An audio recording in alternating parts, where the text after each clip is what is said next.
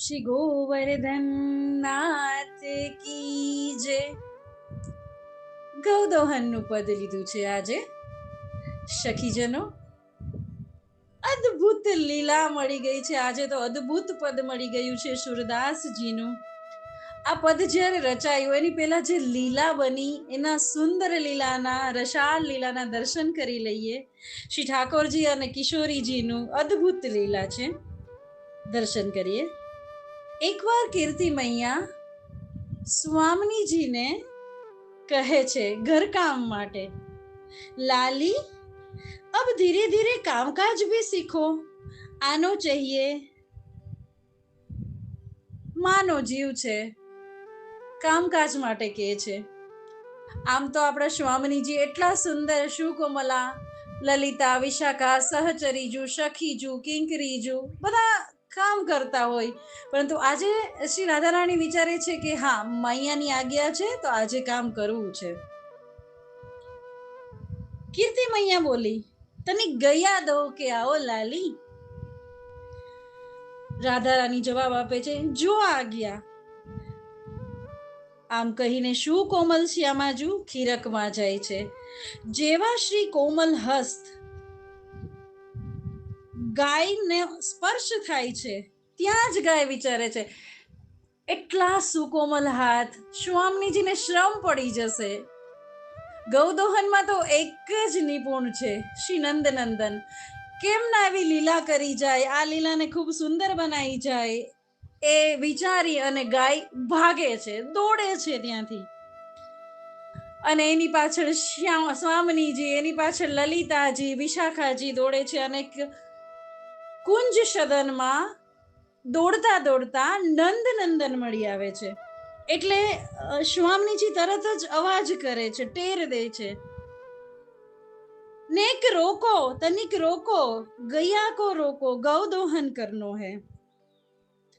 श्री ठाकुर जी तुरंत अपने अनुपम पराक्रम थी गायने पकड़ी ले छे અને પૂછે છે, શ્યામાજુ बताओ क्या सेवा करे आपकी. તો બધી વાત કરે છે સ્વામિનીજી. અને પ્રભુ કહે છે, અચ્છા તમે ગૌદોહન કરશો. ત્યારે શ્યામાજુ કહે છે, હા. ફરીથી સ્વામીજી જ્યારે ગૌદોહન કરવા બેસે છે તો ગાય ફરીથી ભાગી જાય છે. ત્યારે પ્રભુ કહે છે કે હું કરીને દઉં ગૌદોહન, હું કરીને દઉં. ત્યારે શ્યામાજુ કહે છે, સુરદાસની રચના છે, કોને દુહાવે ગૈયા તુમ પે, કોને દુહાવે ગૈયા. સ્વામીજી પ્રભુને કહે છે કે તમને, તમારાથી કોણ દુહાવે ગૈયા, તમને થોડી દોહતા આવડે, શું છે, શું માંડી બેઠા છો, કોને દુહાવે ગૈયા તુમ પે. ये रहते हो कनक दोहनी, बैठत हो अधपैया. પ્રભુ કે જો, અરે હું દોઈને બતાવું, અધપૈયા, ગોઠણને જમીન ઉપર ટેકવીને પ્રભુ બેસી જાય છે ગાયની બાજુમાં, એના આંચળ પકડી લે છે. લીએ રહેત હો કનક દોહની, જે કનક દોહની એટલે સોનાની મટકીમાં ગાય નું દૂધ એકઠું કરવાનું હતું એ લઈને બેસે છે. લીએ રહત હો કનક દોહની, બેઠત હો અધપૈયા. સ્વામીજી પ્રભુને કહે છે આ બધું. પછી હજી વધારે ચીડવે છે, અતિરસ કામ પ્રીતિ જાની કે, આવત ખરીક દુહૈયા. સ્વામીજી કહે છે કે અમે જાણીએ છીએ તમે આ કઈ દોહવાનું તો ખાલી બાનું છે ગાયનું, પરંતુ તમે શું કામે આવો છો ખીરકમાં, કુંજ સદનમાં ગાયોને ચરાવવા માટે. અતિરસ કામ પ્રીતિ જાની કે, તમે નવી નવી ગોપીઓને, વ્રજાંગનાઓને તાડવા માટે આવો છો, છેડવા માટે આવો છો. જ્યારે અતિરસ કામ પ્રીતિ જાણો છો ત્યારે દરેક ગોપીજનોને તાડો છો, છેડો છો, એની મટકી ફોડો છો. એટલા માટે તમે ખીરકમાં દુહૈયાના બહાને આવો છો, બાકી તમને કઈ દુહૈયાનું કામકાજ ફાવતું નથી. આ તો કોઈ બહાનું જોઈએ જશુમતી મૈયા પાસે, એટલા માટે. પછી પ્રભુ કહે છે, અરે આ શું છે, આ બધા તો ખોટા આરોપો છે. હું હમણાં તમને સ્વામીજી ગૈયા દોહન કો દિખાઉં. પ્રભુ ગાય દોહવાનું ચાલુ કરે છે. इत चितवत उत धार चलावत यही શીખાયો મૈયા. હવે જ્યારે પ્રભુ ગાય દોહે છે ત્યારે ધ્યાન એમનું સ્વામીજી પર છે અને ગાય દોહી રહ્યા છે. તો થોડું દૂધ કનક દોહનીમાં જાય છે, થોડું દૂધ નીચે વિખરાઈ જાય છે અને ક્યારેક પોતાના શ્રી મુખ પર આંચળ કરી દે છે અને મુખમાં પધરાવી લે છે દૂધને. ઈત ચિતવત, નજર અહીંયા છે, અહીંયા જુઓ છો. ચિતવત મતલબ દ્રષ્ટિ, જોવું. ઉત ધાર ચલાવત, ત્યાં તમે ગાય દોહવાની દૂધની ધાર ચલાવી રહ્યા છો. યહી શીખાયો મૈયા. સ્વામીજી સાથે અષ્ટ સખીન છે એટલે સ્વામીજી થોડા વધારે ટીખળ કરે છે. પ્રભુ પાસે પણ અષ્ટ સખા છે, પણ સ્વામીજી સાથે લલિતા વિશાખા બધા છે એટલે સ્વામીજી વધારે હસે છે. યહી શીખાયો મૈયા, શું તમારા માતાજીએ આવું શીખાવ્યું છે, આમ ગૌ દોહન કરાય?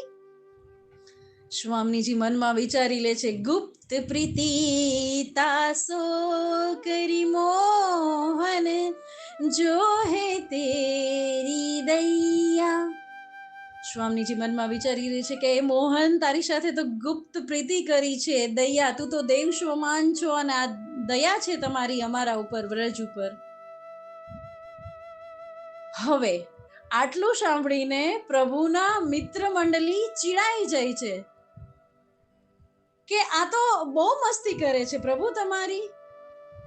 તો પ્રભુ જવાબ આપે છે. હવે વધારે થયું એટલે પ્રભુ જવાબ આપે, હા, મારી મૈયાએ તો દૂધ દોહડાવતા શીખવાડ્યું કે નથી શીખવાડ્યું, પણ તમારા કીર્તિ મૈયાએ તમને શું શીખવાડ્યું?